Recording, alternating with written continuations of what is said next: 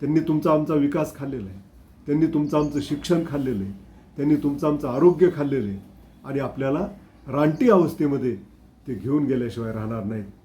ज्या रामावर तुम्ही सत्ता मिळवली त्या रामाच्या देणग्यामध्ये देखील भ्रष्टाचार करण्याचं महापाप हे राज्यकर्ते करतायत. आजची माध्यमं जी आहेत ती माध्यमंसुद्धा हायजॅक करण्यात आलेली आहे.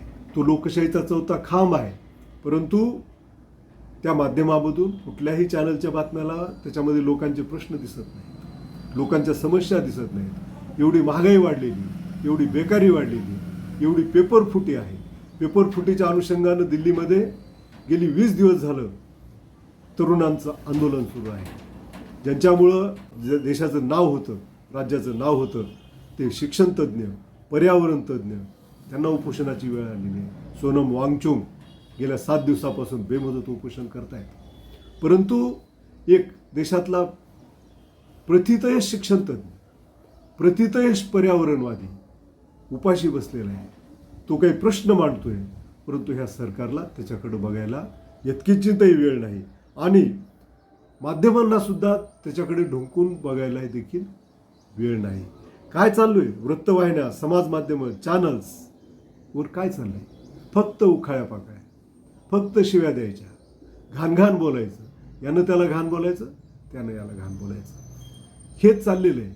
खरं म्हणजे त्यांनी राजकारणाला जास्त महत्त्व दिलं नाही. राजकारणाची वक्तव्य आणि त्यांचे चटपटीत आरोप प्रत्यारोप दाखवण्यापेक्षा माध्यमांनी, समाज माध्यमांनी जनतेचे प्रश्न जर मांडले तर जनता शहाणी होईल, राजकारणावर त्याचा दबाव येईल आणि जी टक्केवारीची साखळी चालू आहे ती खंडित केल्याशिवाय या देशाचा खराखुरा विकास होणार नाही. म्हणून आता लोकांनीच या बाबतीत जागं होण्याची गरज आहे. हे जे माफिया राज आहे, टक्केवारी राज आहे, ते बंद पाडण्यासाठी आजची तरुण जो आंदोलन करतोय, रस्त्यावर येतोय, त्याच्यामागं आपण आपली ताकद उभी केली पाहिजे. अन्यथा 150 वर्ष गोरे इंग्रज होते, हे काळे इंग्रज किती दिवस राहतील हे सांगता येत नाही. त्यांनी तुमचा आमचा विकास खाल्लेला आहे, त्यांनी तुमचं आमचं शिक्षण खाल्लेलं आहे, त्यांनी तुमचं आमचं आरोग्य खाल्लेलं आहे आणि आपल्याला रानटी अवस्थेमध्ये ते घेऊन गेल्याशिवाय राहणार नाहीत. अहो, काय भ्रष्टाचाराचा किती महापूर आलेला आहे.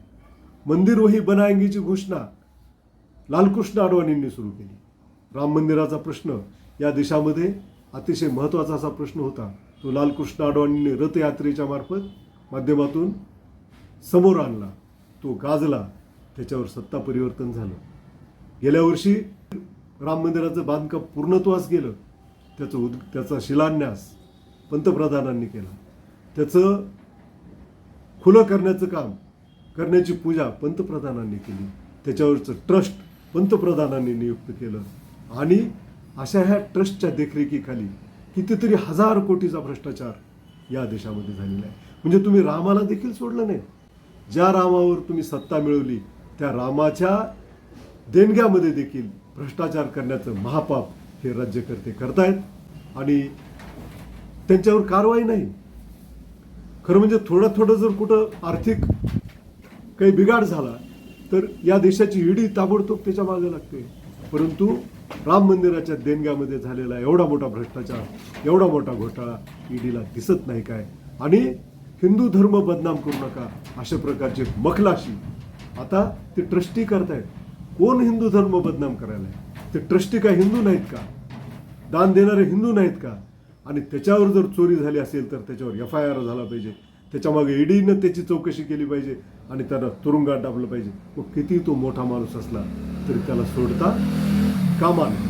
म्हणून मित्रहो, आता पाऊस फार थोडाच पडलेला आहे, पण त्याच्यामध्ये जे पूर आले, त्याच्यामध्ये सिलिंकचा बोगदा जो तुंबला गेला, मुंबई तुंबली गेली, गोवा महामार्ग जो आहे तो पाण्याखाली गेलेला आहे. प्रत्येक ठिकाणी थोडा पाऊस आला की गुडघ्या इतकं, कमरे इतकं पाणी हे साठतंय. तर हे जे पाणी साठतंय त्याच्यामागं भ्रष्टाचार आहे. जे पूर येत आहेत त्याच्यामागं हा निसर्गाचा पूर नसून, पाण्याचा पूर नसून भ्रष्टाचाराचा महापूर आहे.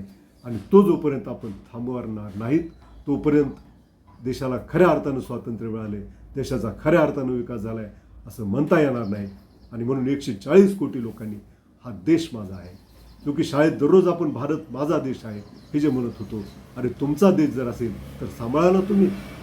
त्याचे भ्रष्टाचार करणारे, त्याचे लचके तोडणारे, त्यांना शिक्षा करा, तरच हा देश वाचेल.